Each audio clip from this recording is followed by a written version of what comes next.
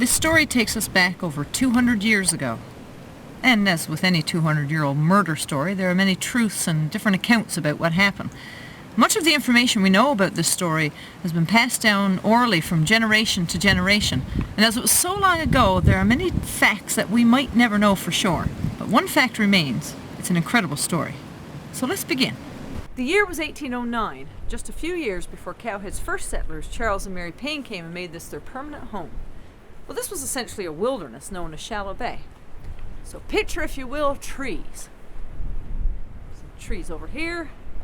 There's probably some trees back there. This was definitely a tree. Well, anyway, you get the picture. There was lots of trees and not much else. Now, the only settlement here were French fishermen who used this coast during the fishing seasons, and a few cabins used by trappers, many of whom were employed by the bird company out of Bombay. Now, one such man was John Pelly, or Peely, as he's called locally.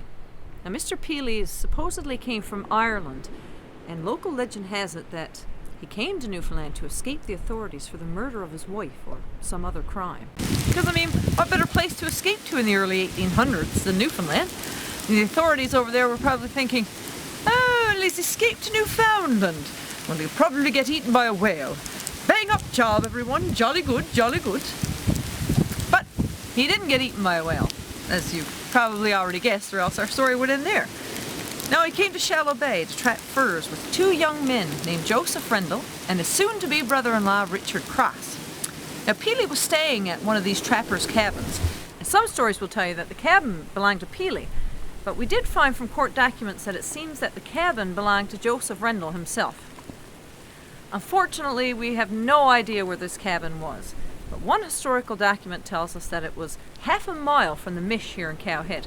Now, Handiest Mish is at the south end of Cowhead and stretches on up to the next community south of here called St. Paul's. So, the cabin could have been down around this area, but the fact is we don't know for sure, and I suppose it's not really that important. What's important is what happened in that cabin in the spring of 1809. Let's go to Rocky Harbour for a second, shall we? Not literally, but in our story. Now, living there at the time was a woman by the name of Sarah Singleton, or Sarah Cross Singleton, as her name appears in all three different versions depending on what you're reading. And we're not sure what the uncertainty is about her last name, but in local stories she's usually referred to as Singleton, so that's what we'll call her now too. Now, why have I introduced her to this story? Well, Sarah Singleton was the sister of Richard Cross and the fiancée of Joseph Rendell, and she became worried when her brother didn't return from Shallow Bay, because he told her when he left on April the 10th that he'd be back by Thursday or Friday, and it was now Sunday, and she was starting to get worried. So she enlisted the help of a man named John Payne, who her and Richard were living with at the time, and they set out to walk, yes, I said walk, to Shallow Bay to find Richard, and presumably Joseph as well. Now, John Payne has a very interesting story himself.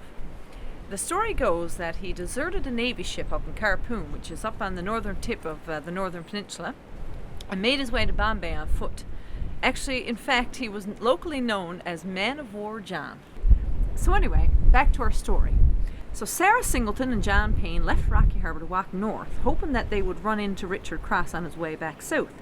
Now, they didn't meet him on the first day, so they went back to Rocky Harbour and they were going to set out and try to walk further the next day. Well, the next day, they made it all the way to Shallow Bay without running into Richard. And the only person that they saw when they got there was Peely, who was supposedly standing in the doorway of Rendell's cabin. And of course, as you would, they asked about Richard. Peely said he hadn't seen him at all. And then he told them that Rendell had actually gone back into the country to check his trap lines, and he wasn't sure when he'd be back. Now, as you can imagine, it was starting to get dark.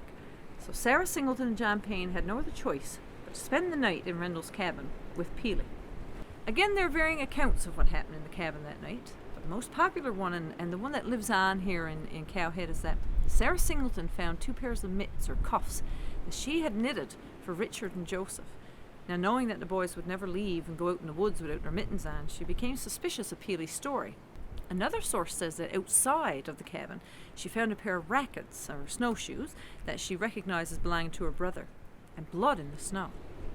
Well, now, she told her suspicions to John Payne, who told her, well, they'd better keep that to themselves, and she'd better keep her wits about her, so that Peely didn't become suspicious that they knew that something was amiss. It couldn't have been a very restful night in the cabin that night.